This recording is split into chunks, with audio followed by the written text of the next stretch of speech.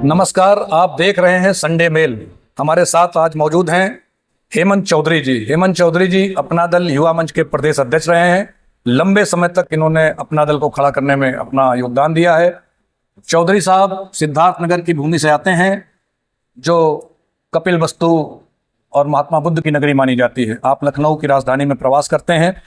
हेमंत जी, आपका बहुत स्वागत है। आप राष्ट्रीय जनसंघ पार्टी के राष्ट्रीय अध्यक्ष भी हैं। हेमंत जी, कैसा चल रहा है उत्तर प्रदेश का चुनाव? मिर्जापुर में आपका तो पुराना रिश्ता है, वहां से अपना दल सोनेलाल और उसके प्रदेश अध्यक्ष रहे हैं आप। इस समय उत्तर प्रदेश का चुनाव, खासकर मिर्जापुर पूर्वांचल के चुनाव में मिर्जापुर में क्या चल रहा है?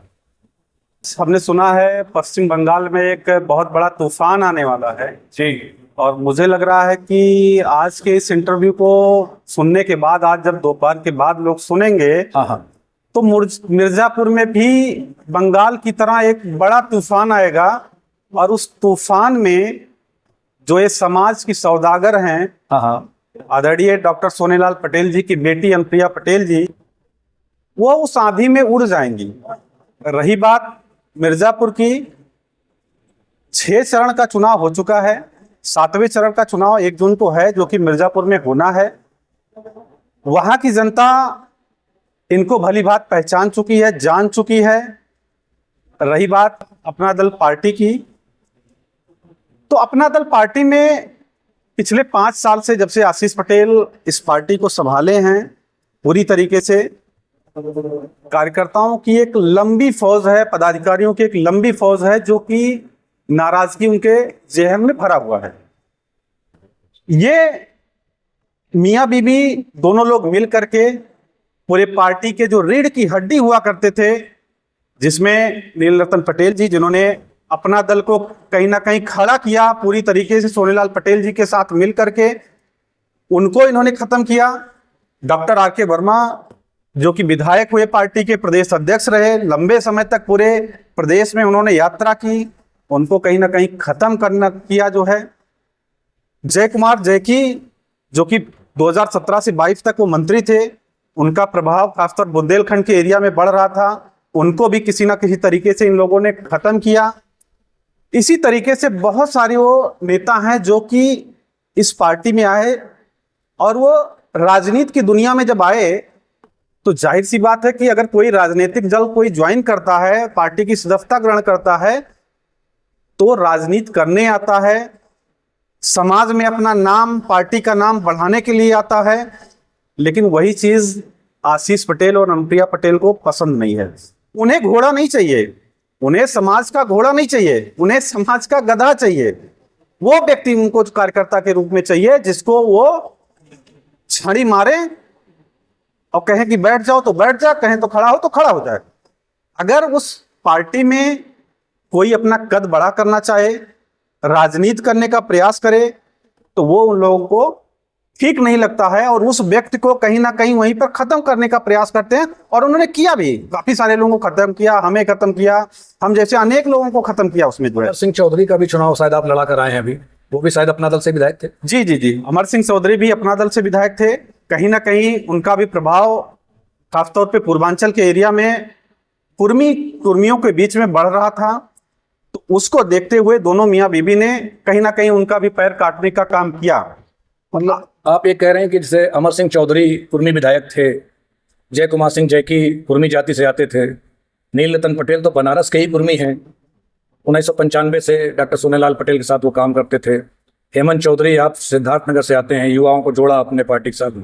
तो मैं देख ये रहा हूँ कि लगातार जो खासकर कुर्मी जाति के नेता थे, उनका वहाँ मतलब बसर नहीं हो पाया। क्या है मतलब? देखिए, इनको वोट कुर्मियों का चाहिए, लेकिन इनको एलर्जी भी कुर्मियों से ही है, कुर्मी नेताओं से भी है, चाहे वो पार्टी के भीतर के कुर्मी नेता हो या पार्टी के बाहर के कुर्मी नेता हो। इनको हमेशा खतरा कुर्मी नेताओं से ही बना रहता है कि अगर ये नेता बन जाएगा तो कल को हमें आंख दिखाएगा। लेकिन ये पूरी तरीके से गलत है। अगर आपकी पार्टी में वो मेहनत कर रहा है, अपना सब कुछ झोंक रहा है, अपना समय दे रहा है, तो क्या आपकी मजदूरी करने नहीं आया है, वो आपकी गुलामी करने नहीं आया है। जाहिर सी बात है, अगर वो समय पैसा अपना सब बर्बाद कर रहा है, तो राजनीति करने आया है और आपको ही मजबूत करेगा। ये आपकी सोच गलत है। आपकी सोच जो दोनों मियाँ बीबी की सोच है वो बहुत गंदी मानसिकता की है कि अपने ही कुर्मी नेताओं के पैर ये समय समय पर काटते रहते हैं, चाहे वो नीलरतन पटेल हो, जिनका प्रभाव आप देखते होंगे बनारस की धरती पे, मिर्जापुर की धरती पे, उस कैसे एरिया में काफी अच्छा खासा है। नीलरतन पटेल जी का तो टिकट ही काट दिया था शायद इन्होंने, वो तो भारतीय जनता पार्टी ने अगर उनको टिकट नहीं दिया होता तो आज वो कहीं के नहीं रहते। ये देखिए, पूरा अपना दल या कुर्मी समाज अच्छी तरीके से जानता है, मैं थोड़ा सा ब्रीफ भी करूंगा उस चीज में जी। पहली बार जब वो विधायक बने तो जाहिर सी बात है, विधायक बने तो वो उस बेल्ट में काफी मजबूत हो रहे थे कुर्मियों के बीच में, कहीं ना कहीं इनसे ज्यादा, क्योंकि ये लोग तो कुर्मियों का काम करते नहीं है। तो वो जो दुखी थे, पीड़ित थे, वो सभी लोग नीलरतन पटेल जी के पास आना शुरू कर दिए, और जब आना शुरू कर दिए तो उन्होंने काम करना शुरू किया, तो जाहिर सी बात है एक लंबी फौज उनके साथ उधर के कुर्मियों की जुड़ गई जी। वो इनको नागवार गुजर रही थी कि ये हमारा विधायक नेता कैसे बन रहा है। यही कारण रहा कि उन्होंने 2022 के चुनाव में उस विधानसभा को जानबूझ के, सेवापुरी विधानसभा को जानबूझ के इन्होंने लिया ही नहीं।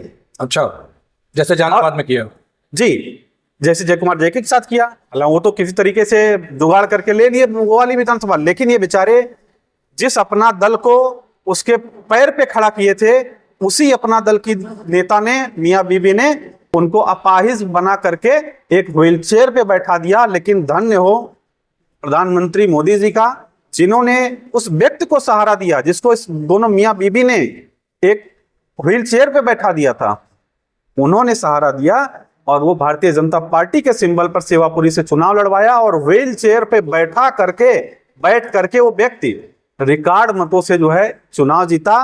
अगर वो व्यक्ति वहां पर लोगों का काम नहीं किया होता तो एक व्हील चेयर पे बैठा हुआ व्यक्ति रिकॉर्ड मतों से नहीं चुनाव जीत सकता है। तो ये नीलरतन पटेल जी को व्हील चेयर पर ले आए, आपको लगता है कि पूरे समाज को व्हील चेयर पर नहीं लाएंगे? कहीं ना कहीं वो पूरे समाज को व्हील चेयर पे ले आए हैं। ये हमारा समाज, कुछ लोगों के आंख पे जो पट्टी बंधी हुई है, वो जिस दिन खोल कर देखेगा तो हमारा पूरा का पूरा समाज इस समय व्हील चेयर पर ही बैठा हुआ है। आपने कहा था कि अनुप्रिया पटेल पैर छुआने का पैसा लेती है, मायावती बनना चाहती हैं, मन में कुछ रहा होगा, तो आप पर कई आरोप लगे कि नहीं, आपकी बात सही नहीं। अभी एक हफ्ते पहले अपना दल के जो राष्ट्रीय महासचिव हैं डॉक्टर राघवेंद्र प्रताप सिंह, उन्होंने इस्तीफा दे दिया जाति टिप्पणियों पर, भेदभाव पर। कौड़ी लाल कोल जो आपके सांसद थे वहाँ, उनके परिवार में टूटने का और उनके परिवार में जो टूटने का काम कराया, इन तमाम सारे आरोपों को संज्ञान में लाते हुए डॉक्टर राघवेंद्र सिंह ने इस्तीफा दे दिया। उन्होंने कहा कि इन्होंने 1000 लोगों से इलेक्शन लड़ने के लिए फॉर्म जमा कराने का 1-1 लाख रुपया लिया। अगर देखें 10 करोड़ रुपए के आसपास की बात होता है। आपने भी कहा था ये लोग तो पैर छूने का पैसा भी लेते हैं।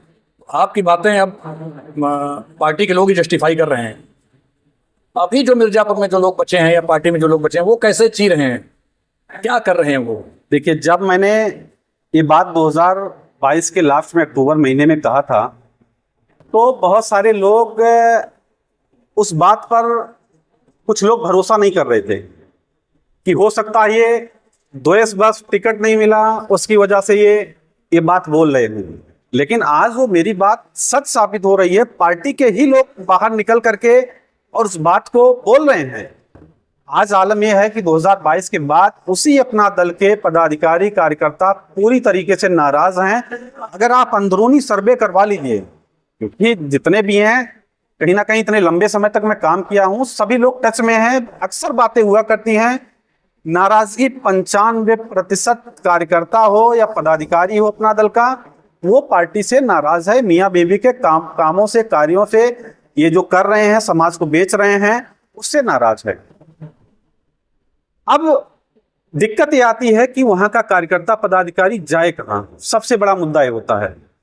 लेकिन वो कार्यकर्ता, वो पदाधिकारी मन में ठान लिया है, वो बार बार अपमानित होकर के वो वहां पे जी रहा है। ये मियां बीबी बार बार अपमानित करते हैं और वो जहर का घूंट पी करके जो है वो कार्यकर्ता पदाधिकारी उस पार्टी में बने हुए हैं। वो मौके का इंतजार कर रहे हैं कि मौका आएगा तो सूद ब्याज सहित हम इनको वापस कर देंगे। ये जो आप बता रहे हैं पश्चिम बंगाल का तूफान, ये वही मौका तो नहीं है?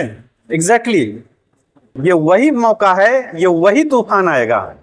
और वो तूफान ऐसा आएगा 4 जून को, 4 जून की जब सुबह होगी 11 बजते बजते आप देखोगे कि उस तूफान में ये मियाँ बीवी दोनों अपना जो बोरिया बिस्तर है, जो दुकान बार बार बोलते हैं ना आशीष पटेल, हमारी तो दुकान चल निकलेगी, वो दुकान यही समाज के लोग, वही कार्यकर्ता, वही पदाधिकारी लपेट करके भेज देंगे कि जाओ तुम नौकरी करो या अपने घर पे बैठो। अब मैं थोड़ा सा ब्रीफ ये करूंगा कि वो कैसे करेंगे, कैसे उनका बोरिया बिस्तर बंद होगा। जाहिर सी बात है कार्यकर्ता पदाधिकारियों में नाराजगी बहुत है, अपमानित होकर के उजाड़ का घूंट पी करके बैठे हुए हैं। आपको ज्ञात होगा कि अपना दल एक ऐसी इकलौती पार्टी है पूरे प्रदेश में जो कि अपने मुखिया का चुनाव लड़ाने के लिए पूरे प्रदेश के कार्यकर्ता और पदाधिकारियों को मिर्जापुर में बुलाती है हर चुनाव में, चाहे वो 2014 का हो, 2019 का हो, 2024 का हो, या अभी उपचुनाव जो हुआ है। स्वर्गीय राहुल कोल हमारे बहुत अच्छे मित्र थे, आज उस दुनिया में नहीं है। उस उपचुनाव में भी पूरे के पूरे प्रदेश के अपने पदाधिकारी कार्यकर्ताओं को वहां पर इकट्ठा करके गांव गांव ड्यूटी लगाया जाता है, गांव गांव प्रवास करवाते हैं। अपने पदाधिकारी जो होते हैं उनको सेक्टर की जिम्मेदारी, जो बाहर के पदाधिकारी हैं, सेक्टर की प्रभार बनाते हैं, जोन के प्रभारी बनाते हैं, विधानसभा का प्रभारी बनाते हैं। तो पहला सवाल ये उठता है कि आप उस जनपद में पिछले 10 साल से राजनीति कर रहे हो, क्या उस जनपद के लोगों पर आपका भरोसा नहीं है कि आप उस जनपद के लोगों को वो प्रभारी बना पाओ? मतलब स्थानीय लोगों को प्रभारी नहीं बनाते? स्थानीय लोगों को आप चेक करवा लीजिए। अच्छा, आप 2019 का चेक करवा लीजिए, 2024 चल रहा इसमें चेक करवा लीजिए, उपचुनाव था उसमें चेक करवा लीजिए। सभी बाहर के लोग जाकर के वहां पे गांव गांव वहां पे कैंप करते हैं। अच्छा, अब आते हैं जो तूफान आने वाला है, मैं उस तूफान का जिक्र करूंगा। यही कार्यकर्ता, यही पदाधिकारी तय करके बैठा हुआ है, क्योंकि हमारी रोज बात हो रही है सभी पदाधिकारी कार्यकर्ताओं से कि इनको इस बार वहीं बूथ पर रह करके, ध्यान से सुनिएगा मेरी बात को, वहीं बूथ पर रह करके अगले दिन जब सुबह 1 तारीख को वोट पड़ेगा तो वो जो 31 तारीख वाली रात होगी, वो जो इतने दिनों से अपमानित हो रहा है कार्यकर्ता पदाधिकारी अपना दल का पूरे प्रदेश का, वो उनसे बदला लेने वाली रात होगी। और उसी रात को पूरा खेला करके वो बाउंडर उसी दिन शुरुआत हो जाएगी। और 1 जून को जब वोट पड़ेगा तो कहीं ना कहीं इनके विपरीत दिशा में वोट जाएगा और वोट दिलवाने का काम इन्हीं का पदाधिकारी, इन्हीं का कार्यकर्ता करेगा। और 4 जून को इस बाउंडर में जो आज तूफान आ रही है बंगाल में, ये सिर्फ जाएंगे। चौधरी साहब, ये बात तो आपकी हमने सुनी, ये बात जब बहुत सारे लोगों के बीच पहुंचेगी तो जाहिर सी है आपके पुराने मित्र, आपके पुराने नेता जिनको आप पति पत्नी कह रहे हैं, वो भी सुनेंगे, तो कुछ बदलाव तो करेंगे ना अपनी योजना में, तो कुछ तो बदलाव करेंगे। हो सकता है इन कार्यकर्ताओं को हटा ही दे। तब इनके पास स्थानीय कार्यकर्ता बचा ही नहीं है। अच्छा, तो सच्चाई है कि इनके पास स्थानीय कार्यकर्ता, इनके साथ चलने वाला कोई नहीं तैयार है।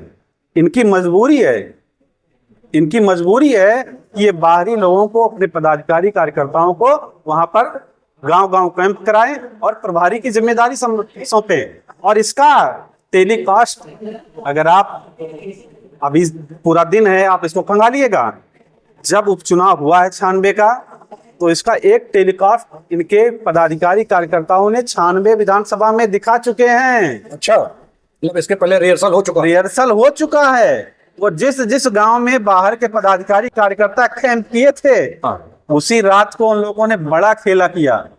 जो स्वर्गीय राहुल कोल 2 चुनाव 50,000 वोटों के मार्जिन से जीतते थे, उपचुनाव जो कि सत्ता का होता है, उपचुनाव हमेशा सत्ता का होता है, उपचुनाव में आप 8,000 9,000 की मार्जिन से जीत रहे हो, तो एक तरह से ये तो आपकी हार हुई ना। और आपको हरवाया किसने? वो कार्यकर्ता पूरे प्रदेश का, जिसको आप पिछले 5-10 साल से बार बार अपमानित कर रहे हो, बार बार वो जहर का घूंट नीचे निकल रहा है। तो वो कहीं ना कहीं एक रिहर्सल था कि 50,000 की मार्जिन जो होती थी, वो आप सीधे आकर के 8,000 पे सीमित रह गई। आलम ये रहा, उसमें आप चेक करिएगा 16 राउंड तक जो मतगणना चली थी, उसमें अपना दल पीछे थी। तो इसका कहीं ना कहीं पूरा का पूरा श्रेय उन अपमानित कार्यकर्ताओं को जाता है जो 10 साल से अपमानित हो रहे हैं, जहर का घूंट पी रहे हैं। उन्होंने पूरा खेला ही पलट दिया और उसका रिपीट टेलीकास्ट 1 जून को होगा। और वो रिपीट टेलीकास्ट ऐसा होगा कि उस बाउंडर में ये दोनों मियां बीबी अपना बोरिया बिस्तर समेट करके ये जो समाज को बेच रहे हैं, ये दोबारा समाज को बेचने लायक नहीं बचेंगे, ये मेरा वादा है।